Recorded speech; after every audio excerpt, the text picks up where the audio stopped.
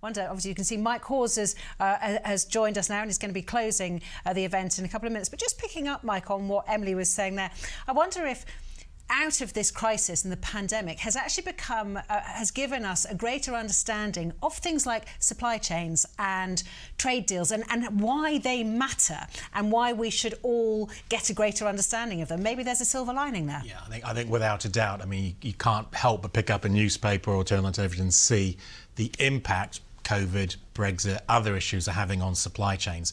If that helps people to understand the importance of maintaining a resilient supply chain, making sure our connections internationally, because at the end of the day, automotive, like so many other sectors, we're an international sector, we operate globally. So you need all those stages, all the links in the chain to work, because invariably if one of them fails, then there's the real danger that the entire link falls over. And then hopefully if we all understand it a bit better, we'll be listening to businesses a bit more, as Emily Thornberry was saying, and there'll be a lovely vicious circle instead of a virtuous circle instead of a vicious circle, and we'll actually get some of these things changed. Before I hand over to you, I just want to say a very big thank you to everybody watching today for sending in so many of your questions, and apologies if I didn't have time to get to them all, but I think we got a really good cross-section of opinion and lots of people answering those questions. So thank you. And thank you to Mike for inviting me to take part in today. I've really enjoyed it. And I'm now going to hand over to you to close our session. Thank you very much. And ladies and gentlemen, wherever you are in the world, thank you all very much for joining today. I don't know about you, I've really enjoyed it. And I think it's been a real canter through some of the issues that our industry, like so many of the manufacturing industries, global industries face.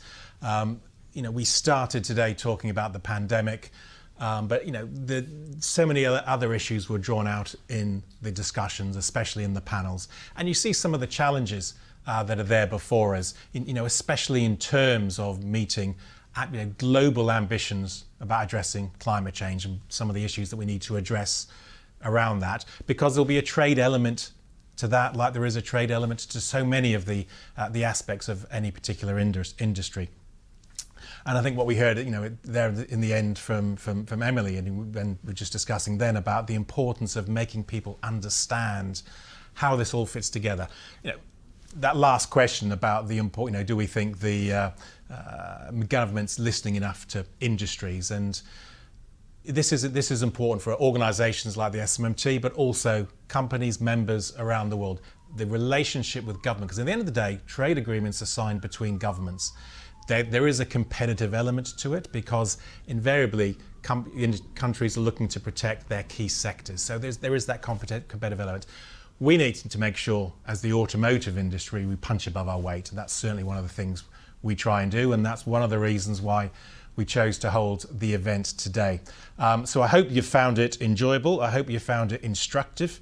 It's been a huge amount of effort, as you would expect, that goes behind the scenes in some of this. But first of all, I'd like to thank all our speakers and participants, especially our key speakers, Adrian Hallmark, who, if you didn't come away understanding the importance of rules of origin from his discussion, then you weren't really paying attention. Also, Minister for Emily Thornberry, and all our speakers and panellists. I would thank them for their time across the globe from which they were broadcasting. If you haven't already downloaded the report, the SMMT Trade Report, it's available on the website or indeed on this microsite. And I'd like to thank in particular, obviously, the team that's helped put together that report and this event here at the SMMT. A colleague of mine, Alessandro Marangiu in particular, who held the pen on a lot of the report and also helped coordinate with some of the speakers as well as the events team. The events was helped put together by 70 Events, and I'd like in particular to thank Daisy, who kept the whole show on the road. If you're sitting in a studio, or if you're watching the outside, sometimes it looks seamless. Believe me, it's not. And that's professionalism, and indeed being able to keep all those different contributors and things ticking over. So my thanks very much to Daisy. Finally, a thank you to you, all of you, for joining, participating. We hope you'll join our events in the future. We have our annual dinner, back by popular demand, and we're able to have it in person, which I think we're all looking forward to in November. So that's probably when the industry will next, I think, come together in the UK, and being able to do that in person. In the future, maybe some of these events we will try and do in a hybrid format, but having the technology, to link, the UK with Europe, with Asia, with America, Central America, and so forth. that's what's really worked, I think, behind this particular event as well as the topic. So thank you all very much for joining. I hope you enjoy the rest of the day or night, if it depends where in the world you are, and we hope to see you soon. Thanks very much.